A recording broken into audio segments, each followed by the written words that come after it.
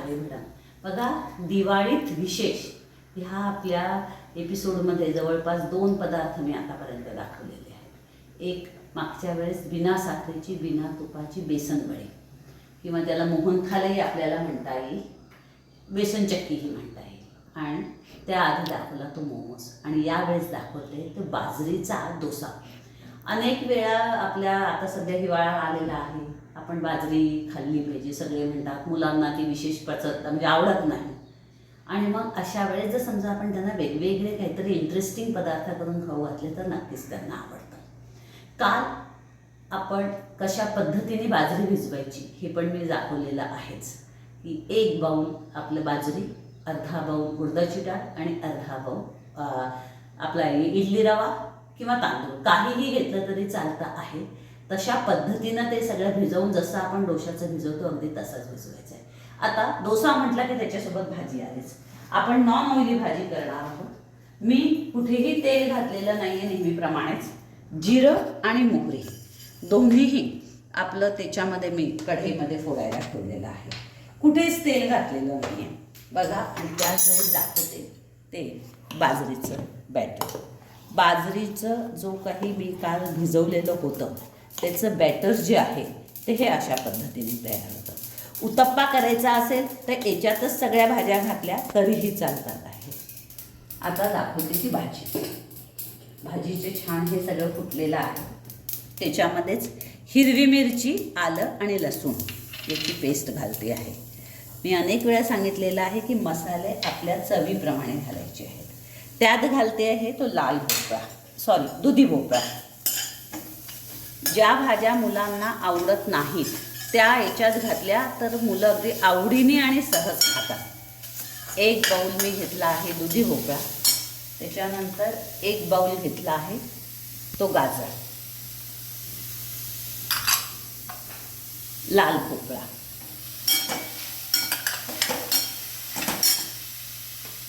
पत्ताकोबी, चवीसाठी कांद्याची पात, आणि याच्यात घालणार आहे ती धण्याची पूड, हळद, लाल तिखट, हिंग. कुठेही आपण तेलाचा वापर करत नाही आणि नॅचरल ऑइलसाठी म्हणून घातलेला आहे दाण्याचा कूट. खोबऱ्याचा कीस घातला तरीही चालतो आहे, किंवा दोन्ही गोष्टी एकत्र घातल्या तरीही आपल्याला चालणार आहेत.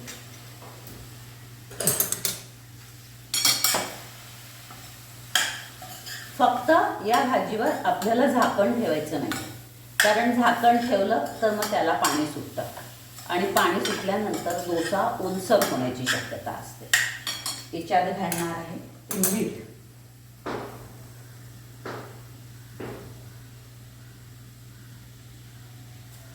थोडासा लिंबाचा रस,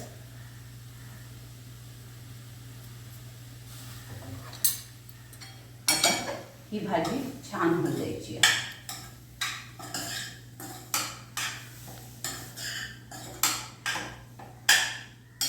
लिंबाचा रस अत्यंत थोडा घालायचा आहे आणि नाही घातला तरीही चालणार आहे. फक्त थोडी चव हलकी आंबूस यायला पाहिजे म्हणून मी घातलेला आहे. आता ते बॅटर मी तुम्हाला दाखवलेलंच आहे की आपण कशा पद्धतीने करायचं आहे. अगदी डोशासारखंच करायचं आहे, फक्त बाजरीचं प्रमाण जास्त. मी मागे बघा नाचणीचा पण डोसा दाखवलेला आहे. आता तुम्हाला आपल्याला त्याच्यामध्ये कशी कन्सिस्टन्सी हवी आहे, घट्ट हवा आहे की पातळ, हे आपल्याला बघून घ्यायचं आहे. लक्षात असं आलं की नुसत्या तांदूळाच्या डोसापेक्षा नाचणीचा डोसा पण खूप क्रिस्पी होतो आणि बाजरीचा पण डोसा खूप क्रिस्पी होतो. आपल्या रेग्युलर डोस्यापेक्षा हे डोसा जास्त क्रिस्पी होतो, हे लक्षात आलं.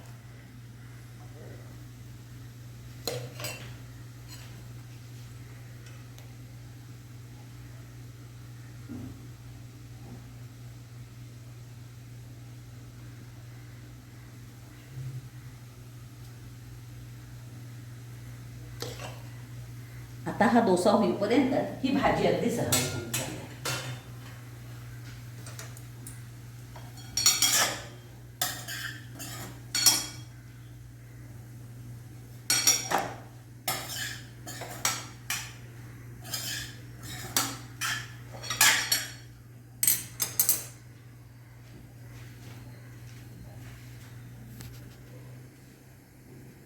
होलिस्टिक न्यूट्रिशन प्लॅनमधला आपला किंवा आमच्या एम्पॉवर टीमचा मुख्य उद्देशच हा आहे की एका मीलमधनं सगळ्या गोष्टी जायला पाहिजे. आपल्याला लागतात ते प्रोटीन्स, मिनरल्स आणि कार्ब्स. पहिला येतो तो मिनरल्स, मग प्रोटीन्स आणि मग कार्ब्स. तर बघा आपल्या ह्या बाजरीच्या डोसामधून मिनरल्स, डॉक्टर पल्लवी आपल्याला कायम सांगतात की मिनरल्स हे एका जेवणामध्ये किमान 4 ते 5 असले पाहिजे. मग ते थोडे थोडे का असेना, पण ते असणं खूप गरजेचे आहे. आणि म्हणूनच तोच उद्देश आपण साधून आपण केलेली आहे तशी सगळी मिक्स भाजी. शिवाय याच्यामध्ये लो कॅलरीज असे आपण आहे बाजरीचा डोसा, कारण बाजरी ही मुळात लो कॅलरी आहे. शिवाय आपली उडदाची डाळ ही प्रोटीन आहे. म्हणजे एका याच्यामध्ये आपण आपल्या सगळ्या गोष्टी जेवणाच्या पूर्णपणे साध्य करतो. अगदी वरण भात भाजी पोळी हेच खाणं हे महत्त्वाचं नाही आहे. हे कंटेंट्स आपल्यासाठी महत्त्वाचे आहेत, पण ते आपण वेगवेगळ्या प्रकारातून घेऊ शकतो आणि हे आपल्या इंडियन फूडमधून खूप छान पद्धतीने जात आहे. त्यासोबत केलेली आहे ती हिरवी चटणी. कोथिंबीर, पुदिना, हिरवी मिरची, जिरं, लसूण ह्या ज्या सगळ्या गोष्टी आहेत आणि त्याच्यामध्ये थोडा घातले ते ओलाणार आहे. आपोआपच नॅचरल ऑइल जातं. बघा अशा पद्धतीनं हा आपला बाजरीचा डोसा आणि ही हिरवी चटणी बघा देऊन घरी करून बघा, खा आणि आम्हाला कळवा. लाईक करा, शेअर करा आणि सबस्क्राईब करा. आम्हाला जरूर आवर्जून कळवा की बाजरीचा डोसा कसा झाला तो. ह्या दिवाळीत विशेष असे 3 पदार्थ मी आपल्याला सांगितले. धन्यवाद. नमस्ते दोस्तों, और अब समय है फिजियोथेरेपी टिप का. आज की फिजियोथेरेपी टिप बहुत बहुत इम्पॉर्टेंट है, बहुत कॉमन है. 100% of women have this issue some time और the other in their life. और इसके लिए जो ट्रीटमेंट अवेलेबिलिटी है वो बहुत कम है. और अगर आप ठीक से समझ लोगे तो अपना ध्यान आप रख पाओगे. Yes, end this is stress urinary incontinence. Stress urinary incontinence मतलब यूरिन को कंट्रोल न कर पाना. Yes, this is a huge social burden it creates. लोग इस हद तक कि वो कहीं जाना आना भी बंद कर देते हैं. इतना प्रॉब्लम हो जाता है कई महिलाओं को, और वो भी younger people are also having this issue. या तो ये वेट के कारण इनकॉन्टिनेंस होता है, मतलब यूरिन छींक आई, या आप जोर से हंसे या खांसी आई तो यूरिन लीक होती है. Now this is very very embarrassing, right?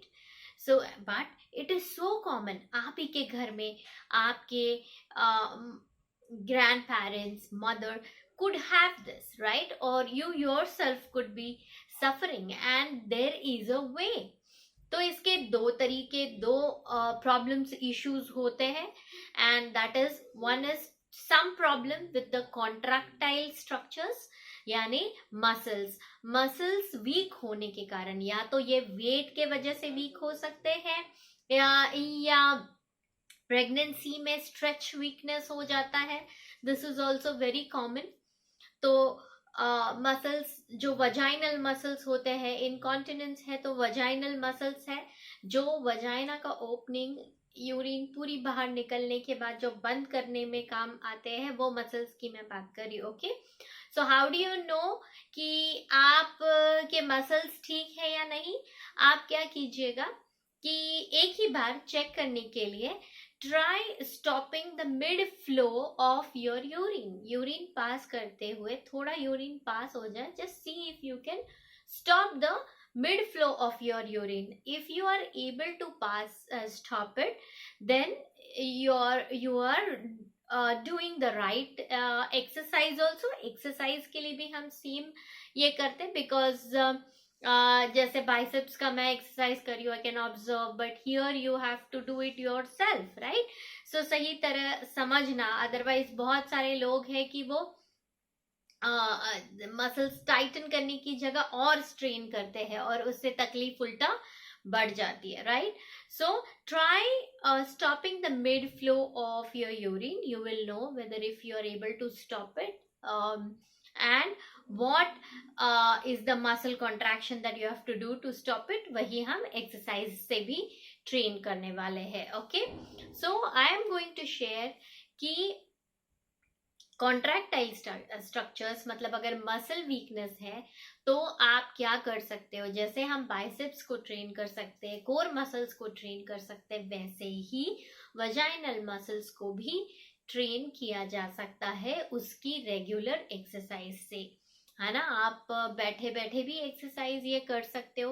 रोज आप कम से कम 300 टाइम्स आप कीजिए अगर आपको सचमुच वो कंसर्न है, आपको लग रहा है कि आपके मसल्स वजाइना के अराउंड के वीक हो गए हैं. So start exercising and I feel that perimenopausal women, postmenopausal women, we all need to do it compulsory. Okay, so 50-50 के आप 3-4 सेट्स तो मिनिमम आपको करने ही है. कहीं आप बैठे हो, टीवी देख रहे हो, so you can just remind yourself, keep a reminder and do the exercise. vaginal muscles जो होते हैं वो उनका काम होता है होल्ड करना. हम उसको बोलते हैं स्लो फाइबर्स होते हैं वो, और उनका काम होता है स्टैटिक वर्क, होल्ड करना, कॉन्ट्रैक्ट करना. जैसे चलना, हाथों का movement, this is a dynamic work. तो वो मसल फंक्शन अलग होता है, होल्ड का मसल फंक्शन अलग होता है. तो जब आप उसको ट्रेन करोगे तब भी आप उसको होल्ड से ट्रेन करोगे. मतलब आप क्या करोगे, वजाइना के मसल्स को टाइटन कीजिए. मैं अभी बोल रही हूँ तभी आप प्रैक्टिस कर सकते हो. वजाइना के मसल्स को टाइटन कीजिए. लिफ्ट की तरह आप उसको ऊपर उठा रहे हो ना, ऐसे सोचना है कि लिफ्ट की तरह यू आर कॉन्ट्रैक्टिंग, तो वो मूवमेंट इस तरह का होगा. So just Titan it, hold and count with breaths. So you can hold it for around 3 to 5 breaths. उसका जो even in normals the hold time is pretty low. Okay, so don't get disheartened. Even if you are able to hold it for 3 seconds, it's a good beginning. So tighten, hold, and then very gently relax and repeat. And then धीरे धीरे आप hold time को बढ़ा सकते हो from 3 seconds to 6 seconds, and that should be good. breath hold नहीं करना है, सिर्फ आपको muscle contraction maintain करना है. So make sure that you are breathing along. And also अगर आप unnecessary muscle contraction कर रहे हो, मतलब आप vaginal muscle के साथ आप पेट को भी टाइट कर रहे हो, so it will in fact make it difficult for the muscles to work. क्योंकि आप इधर से, जैसे बलून है, आपने ऊपर से दबा दिया, इधर से भी आप कॉन्ट्रैक्ट कर रहे हो, तो it will become difficult. So आपको पेट के मसल्स को जेंटली रिलैक्स रखना है और सिर्फ आपको वजाइनल मसल्स को ही कॉन्ट्रैक्ट करना है. सो जस्ट मेक श्योर कि जो मसल्स के लिए आप एक्सरसाइज कर रहे हो बस उसी को आप एक्टिवेट कर रहे हो, बाकी मसल्स को रिलैक्स्ड रखना है. If you need any further guidance और clarity on this, you can definitely WhatsApp me on the given number. It would be also given in the description box. Thank you so much. God bless. Wish you a very very happy Diwali and a prosperous new year. दिवाळीच्या doctor पल्लवींनी पण मागच्या एपिसोडमध्ये आपल्याला शुभेच्छा दिल्या, त्याच्या आधी मी पण सांगितलेल्याच आहे. पण दिवाळीचं यावेळेसच्या पॉझिटिव्हिटीमध्ये सांगणार तर ते दिवाळीचं खरं महत्त्व. दिवाळी आपण सगळेजण आनंदाने खूप साजरी करत असतो. प्रत्येक राज्यामध्ये दिवाळी वेगवेगळ्या प्रकारे साजरी केल्याच जाते. मग आता ही दिवाळी म्हणजे काय बघा, या 4-5 दिवसामध्ये जर समजा आपल्यावर काही प्रसंग असतील किंवा आधी काही आपल्यावर संकट आले असतील, प्रश्न आले असतील, तरी आपल्या तोंडातून सहज उद्गार निघतात की नको बाबा, दिवाळीच्या काळात आता हे सगळे प्रश्न जरा बाजूला ठेवूया, बरं आपण आपली खूप आनंदाने दिवाळी साजरी करूया. बघा, लक्षात येत असेल तर अनेक किराण्याच्या दुकानांमध्ये असो किंवा कपड्यांच्या दुकानामध्ये असो, व्यापारी लोकांनी एक पाटी लावलेली असते, आज नगद कल उधार. याचाच अर्थ असा आहे की आज आनंदाने जगा, दुःख उद्यावर ढकला. हेच गोंदवलेकर महाराजांनी पण सांगितले की आजचा दिवस रोख, उद्या उधार. हे सांगण्याचा उद्देश हा आहे या दिवाळीच्या शुभप्रसंगी शुभेच्छा देताना की आज ही दिवाळी जशी आपण आनंदाने घालवत असतो तसाच अख्खं वर्ष देखील आपण आनंदाने घालवू शकतो. प्रत्येक वेळेस समस्या आली की विचार हाच करायचा की तिला उधारीवर टाकूया. आजचा तर दिवस माझा आनंदाने जातोय ना, उद्याच्या समस्येचा आजच मी विचार करत बसेन तर आजचा दिवस माझा पूर्णपणे वाया जाईल. आणि माणसाचं आयुष्य तर अगदी छोटंसं आहे, सगळ्यांना माहिती आहे. मग कशासाठी दुःखात जगायचं? म्हणून आजचा दिवस आनंदात जगा. जशी आपण दिवाळी सतत आनंदाने 5 दिवस आपण घालवतो, त्यावेळेस जसे आपण प्रश्न आपले बाजूला ठेवतो, समस्या बाजूला ठेवतो, तसाच प्रत्येक दिवस जर समजा आनंदात घालवला गेला आणि कळलं की आज माझ्यासमोर प्रॉब्लेम आलेला आहे का, नाही ना, तो ज्या दिवशी येईल त्या दिवशी मी त्याचा विचार करेन आणि सोल्युशन काढेन. पण त्या समस्यांचा विचार करत आजचाही दिवस मी जर समजा दुःखात घालवला तर मी कधीच आनंदाने आणि सुखात जगू शकणार नाही.